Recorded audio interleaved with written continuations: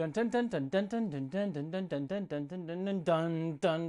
interwebs and welcome to my review of Star Trek Discovery Season 2 Episode 7 Light and Shadows. Oh my god, we actually got to see Spock finally. It took 7 episodes and a lot of Spock teasing, Spock blocking, some sort of weird Spock sexual metaphor because I'm weird like that. But finally we get to see Ethan Peck's first performance of Spock. Now we didn't get a ton of him being Spock, it was mostly just him being rambly crazy person. You know, so far I really liked him and I think he really he nails the voice and that's really all we can kind of judge him on. He has the look and he has the voice and that's 50% of the battle, honestly. I really got the sense that he sounded like a young Leonard Nimoy. But before I get into all of that, just give my general thoughts of the episode. I actually thought that this was a really strong episode, specifically because although we were getting some big moments like the first time we got to see Spock and dealing with time travel-y mumbo jumbo and cool stuff like that, it actually felt like a much smaller, more contained episode. One of my major criticisms of Discovery overall is that sometimes it can feel a bit too kinetic and that we really don't get any chance to like sit and just be with the characters for a few moments to really feel what's going on with them, especially this season. It's been a lot quicker than even season 1, which was already pretty quick. But it raised up a few interesting questions while answering a couple others and really gave us a good contained sort of arc. You need those like smaller character moments alongside the big revelations. Advancing the plot, but also feeling very small and letting us sit with the characters in a few scenes. And that's really very strong. And also, don't worry, I'm going to talk about that ending because holy shit, I am so pumped for next episode. That's going to be super interesting where that's going to go. Full spoilers here. Talos 4, I'll talk about the end of the review, but goddamn, I'm so excited for that. Let's get into the recap and breakdown of the episode. I don't know, maybe it was different for me than for other people, but I didn't get a previously on this time, mostly because the previously on was like the first 2 minutes of the episode of Burnham just sort of saying what's been happening the first few episodes, so maybe like, you don't need a previously on, that's kind of redundant. Maybe it aired somewhere else, but for me, I didn't get it on my cut on Amazon Prime, so I have no idea. So basically we get the sort of intro where we learn Burnham is going off to Vulcan and Pike staying around Kaminar to sort of investigate some residual energy left by the Red Angel. Cute little scene between Pike and Burnham at the top. It really just sort of set forth the episode. Didn't really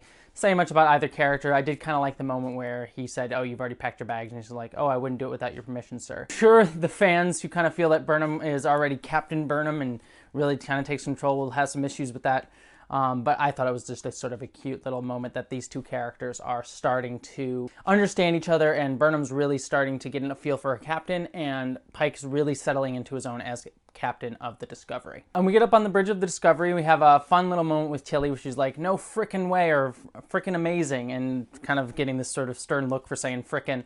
It kind of reminded me of like me as a child where like I would say weird like off-color swear words like frickin' or stuff like that. Dang!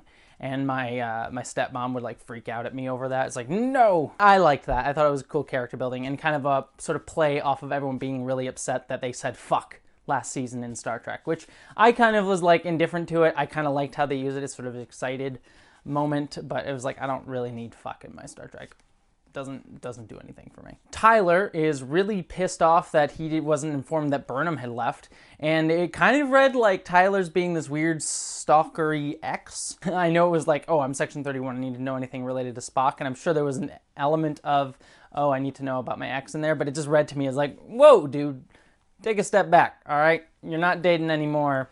She can do her own thing. And Pike kind of being like, I don't know you shit, which was a lot of fun. That dynamic between the two of them, really setting that up at the beginning of this episode here, but playing off previous episodes, it's just, I just like that sort of antagonistic feel. And I like how a few scenes later, we sort of got Pike saying why. Then we got some cool little time lag moments where we got to see like time ripples, like things happening before and after on the bridge. I'm going to continue down this plot thread for the beginning of this recap just because it might be a little bit easier, and then I'll talk about the Spock portion of the episode next. And after that little bit, Pike and Tyler decide to go in a shuttle to investigate the anomaly, and we sort of get that talk that I mentioned before, where Pike sort of says, look, I don't like you because you killed a person on this crew. I cannot trust you fully. It's not just like, yo, you were Klingon. I don't have any sort of racist tendency. Like, I'm the least Klingon racist person you'll ever meet. But basically has legitimate reason for not liking Tyler. I mean, he killed somebody. And I kind of like the sort of shade that Pike always keeps giving to Tyler. There's that line where Tyler's like, oh, I can't get rid of him, and when referring to Vogue, and Pike's just sort of like, yeah, I understand that. Pike's just so sassy. On the shuttle, we get that fun little moment where you can add time to in front of anything, where Tilly's basically saying, add time to anything. Time bends, time rift, time whatever. Cute little thing, cute little nod to kind of the Star Trek lore. We always add time to stuff, and it makes it sound cool. I thought that was cute and funny. Pike sees a time ripple of himself shooting Tyler sometime in the future. I really liked that moment because it really kind of primed him emotionally to just not want to trust Tyler. And it didn't really play into any specific plot moments, and really, because like there was no like, oh, I know you're gonna shoot me, or there's no like big distrust. It gives you this sort of emotional primer and this sort of subtle undergoing thing throughout Pike's entire arc this episode, which is really strong. Normally when you see something like that, there's a moment where it's like, I know I'm gonna shoot you, and so I don't trust you, and I hate you, and blah, blah, blah, blah, blah. But I liked how it was sort of unspoken, and we just sort of got this idea that Pike doesn't trust Tyler for the rest of the episode, and he has to kind of overcome that and sort of get over his own preconceptions and sort of make himself see things in a new way, which sort of ties into how he wraps up the episode. It was a great sort of subtle character building that was all visual and didn't need to hit us over the head with anything, but we all kind of felt it as the episode was going through. Great little subtle writing there. As soon as they send out the probe, they sort of get lost in this anomaly and basically have to work together. Pike doesn't trust Tyler. They kind of have these arguments about whether or not they should do a certain task a certain way. And Pike eventually like lays down the law and is like, do what I say or I'm going to throw you in the frickin' brig. Which kind of goes to a lot of the critique against Discovery last episode, where everyone's sort of like, Pike just loves everyone to speak back at him without saying anything. He lets people go when he knows he can trust them. Like, he trusts Saru. So I get the feeling that he gives Saru a little bit more leeway when he's sort of being more antagonistic on the bridge. Plus, Saru's also the sort of de facto captain of Discovery. And so, you know, they needs to have some level of respect there. Whereas he has zero respect for Tyler, and so it shuts him down a lot quicker. And I kind of like that, and it kind of reads into his character, and you kind of get that out of there, instead of just sort of this idea of like, oh, Pike just lets anyone question him willy-nilly. Strong, subtle character building, at least in my mind. Speaking of Captain Saru, back on the bridge, Saru just takes over immediately, like, all right, this is a rescue mission now, and just goes to everyone and just captains like a boss. Really just giving everyone tasks, and he immediately has a plan of action. He says, go to Stamets. Stamets can mess with time better than we can, and he can be the one who fixes this. Really like that. Just great captaining, great delegation. I really hope that Saru becomes captain at the end of the season or whenever Pike leaves. I love Pike, want to see him stay on the show for as long as he possibly can, but we do know he has to leave the show eventually, and I really hope it's Saru that takes over Discovery and not Burnham. I want to see Burnham get the captaincy at some point in the series, but I really think Saru deserves the next step. He just shows it off really well here. I won't really get into the whole Stamets and Tilly stuff. There's some small stuff there where sort of like Tilly has to learn to trust herself and trust the math. It was fine. It was a couple short scenes and some time stuff that was kind of a little bit telling and not showing. It was just a lot of them talking and saying weird time stuff going on without really actually getting to see any of it. Like, you can say like, oh, this one looks like it's 5 minutes ahead, this one's 3 days from now, this one's 5 days from now, but you're not really showing me anything. It's just kind of saying it and doesn't really mean anything. And I get that Tilly needs to trust herself, but it just didn't feel fully baked enough and felt like a lot of just talking, as opposed to the other character stuff going on this episode, which was really strong. If there's any negative this episode, the Stamets-Tilly stuff, I thought kind of just fell flat. It wasn't the worst thing in the world, it just felt like, okay, sure, that's something that happens in this episode. Could have worked. Everything there was functional. It just needed a little bit more to make it feel emotionally resonant. And back on the shuttle, a probe starts attacking the ship and becomes what I'm going to call a space-to-puss. Not a time-to-puss, a space-to-puss. Time-to-puss sounds inappropriate somehow. Space-to-puss starts attacking the ship and sort of sets off that catalyst between Pike and Tyler, where Pike realizes that he wasn't actually fighting Tyler the whole time in his sort of flash forward that he saw, but that he was actually protecting Tyler, and that they were working together to try and stop this space-to-puss. And again, I like that. It just sort of paid that off without having to feel like it was beating us over the head with it. It's like, oh, now I trust you. Oh, it's different. And he didn't have to say it. It's just like, you have the flashes and you realize like, oh, this is what was really going on. And you sort of get that complete character arc just visually. Great job. That's exactly what you need to do in television. Show and not tell. I really love that.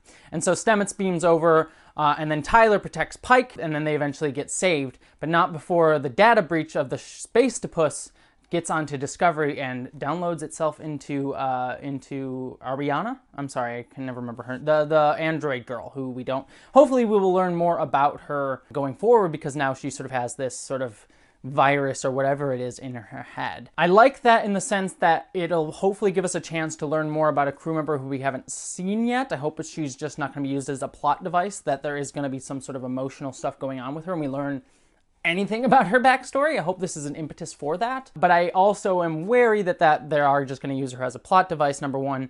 And number two, even if they do kind of delve into it, it'll end up being somewhat similar to the May storyline that Tilly went through, of having something infect her that wants something from the ship. I hope it doesn't end up feeling repetitive, but I also hope that we do get a chance to learn a little bit more about one of the bridge members who don't really have much backstory or personality yet. But then we sort of get back to the ship, and sort of Pike and Tyler sort of have a mutual respect for each other, and realizing that, you know, Pike did have a bias against Tyler because of who he was and what he had went through, and because also Pike had never gone through the war, and sort of feeling sort of guilty about that, and sort of looking down on people who had gone through that war and still had that PTSD. And Pike sort of now agreeing with Tyler, like, maybe the Red Angel is dangerous and not actually trying to help us. I like that sort of shift in Pike. I like Pike's optimism and looking for the good, but I really kind of liked him having this tempering with Tyler about being like, maybe it isn't so good. Maybe I should be a little bit more reticent to just trust everything this Red Angel does. And I think that'll be sort of an interesting push and pull throughout the season, where we'll sort of see, do we trust this thing? Do we not? Do we allow ourselves to trust openly, or do we become more guarded? And I think that's a question that anybody after a war scenario, any society after a war scenario, is going to have to deal with. Like, how do we learn to trust again? And so I really hope the end of the season is that we do trust and we get rewarded for it, as opposed to sort of being like, no, let's fight against the angels and tear it down. But we'll see where that goes again, too. I kind of like these narrative threads that they're sort of pulling throughout the entire season. It really works for me. Enough about Pike and Tyler, because I'm sure no one gives a shit, because finally we got to see Spock this episode. Finally. So excited to finally see Ethan Peck Spock. And again, like I said at the top of the episode, didn't get really much to do than to sort of ramble and be crazy, but we actually saw him, and we saw him sort of physically embody Spock, if not necessarily mentally embodying Spock. Burnham goes to Vulcan, and we basically learn that she can tell that Amanda is lying, that she knows where Spock is, that she found him. And I have to say, I really love, I'm blanking on the actress's name, but I love her from The L Word. It's always weird when I watch her on The L Word and I'm like, she's Spock's mom now. Vastly different characters for anyone who watches The L Word. But I just really love the actress playing Amanda, because she's just so strong. I really get the sense of like, Amanda's this very confident woman and just is like, takes no shits from anybody, and like, she would have to be, being married to Sarek.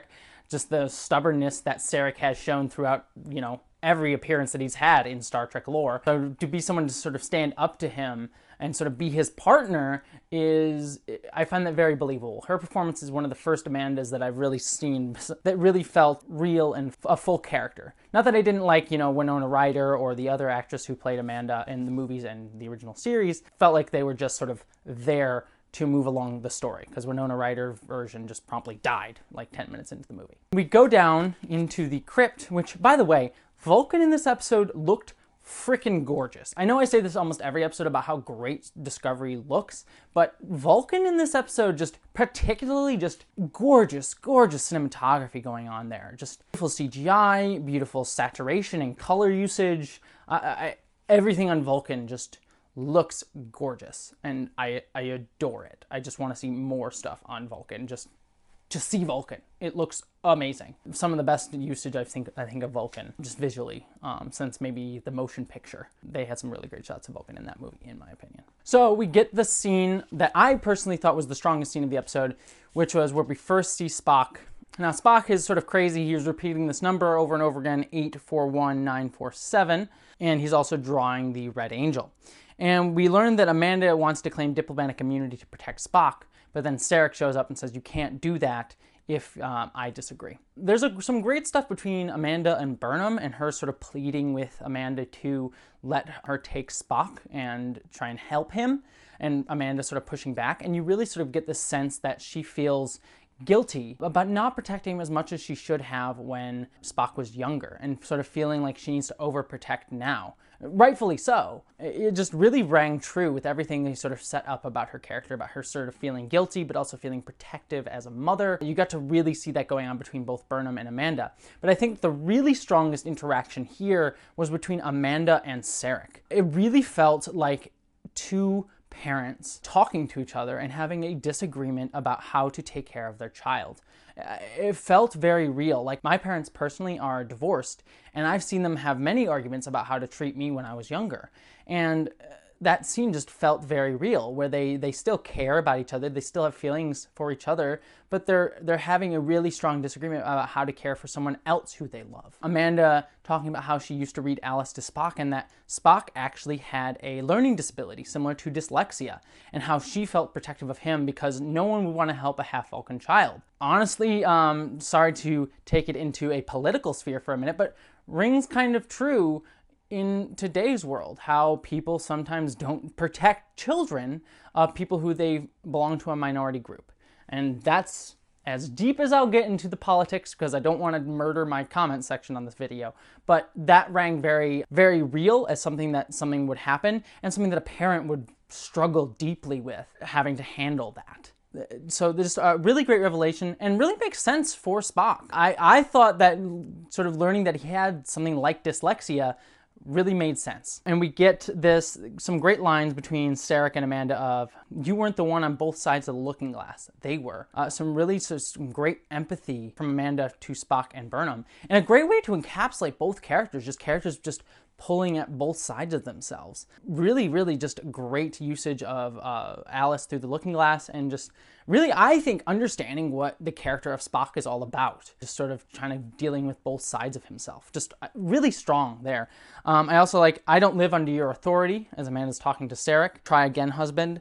Really strong, again, building that relationship and sort of building Amanda as like a very strong counterpoint to Sarek. But I also liked Sarek saying, like, you need to give Spock to Section 31, because otherwise, number one, Section 31 is the best people to help Spock at this moment. But also, if Burnham doesn't give Spock to Section 31, it's going to put her career at risk in Starfleet. And I thought when he first said that was just going to be a sort of a way to like shove it in Burnham's face and to get Burnham on his side. But then he turns around and gives this great line of, I'm not prepared to lose both children in one day. And you sense his voice almost breaks. Just brilliant acting by the Sarek actor here. I've always liked him. You feel on the outside that he keeps his composure, but you sense all the emotion going into that line about how much he cares, not only for Spock, but for Burnham. Just absolutely amazing acting, just retaining that Vulcan composure, but then still making you feel the gut punch of emotion that he's really feeling inside. Fantastic. Honestly, the scene between Sarek and Amanda was one of my favorite scenes in all of Discovery so far. So strong, and just really strong actors going in there. And they're not even main characters.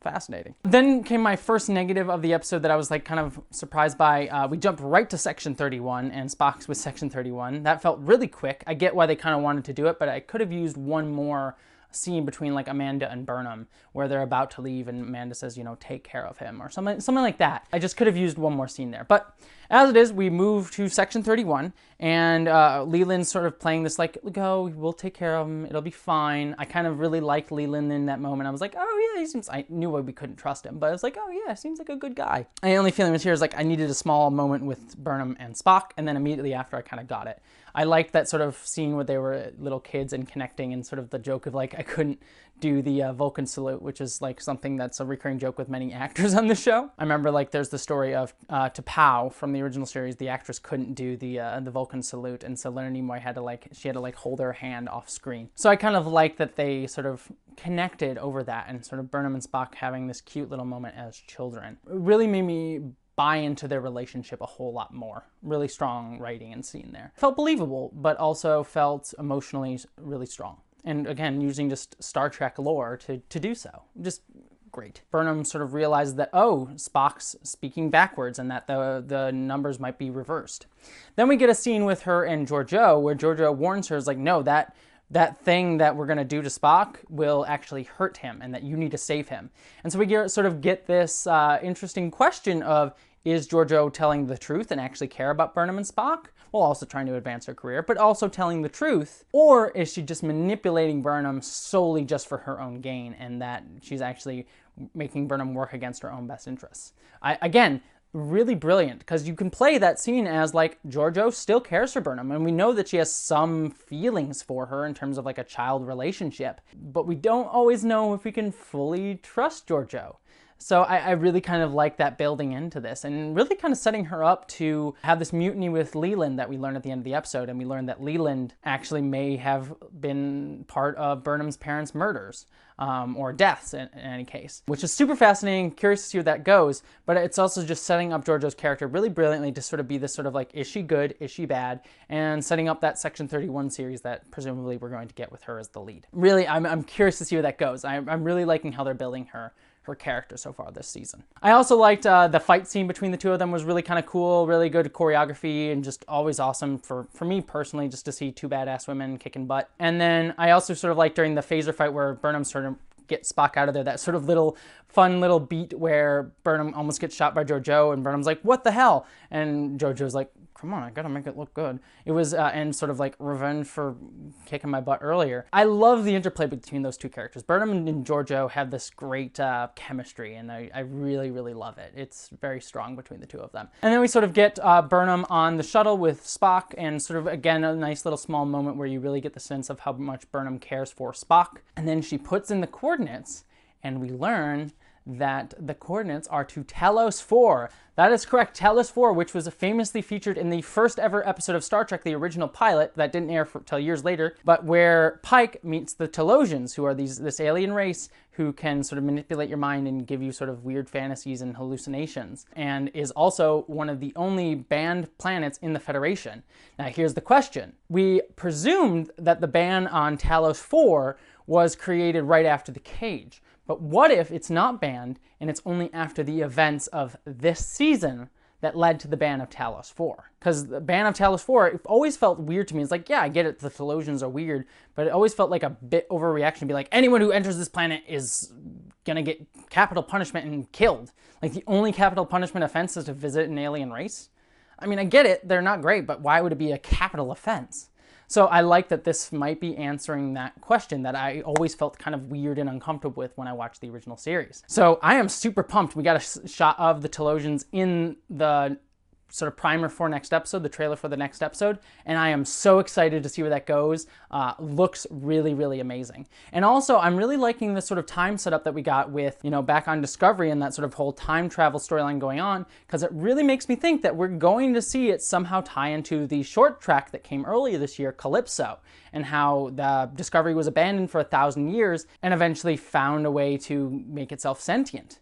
Now, I wonder if that sort of 500-year-old probe from the future, the Space-to-Puss, was actually from Discovery in the future, trying to send a message back, and that the thing that infected the Discovery, the robot, I'm blanking on Ariadne or Arani, I'm sorry, I'm forgetting her name, but might be the AI of Discovery from Calypso. It would be super interesting if that was the case. That's sort of my going theory going forward. Like I said, really great episode, had some really cool ideas and set up for the future, but really helped us have a few moments to slow down and get some really, really strong character building scenes, specifically between Spock, Burnham, Sarek, and Amanda, and sort of that quartet and how they all sort of tangle together, and some really great scenes between all four of them.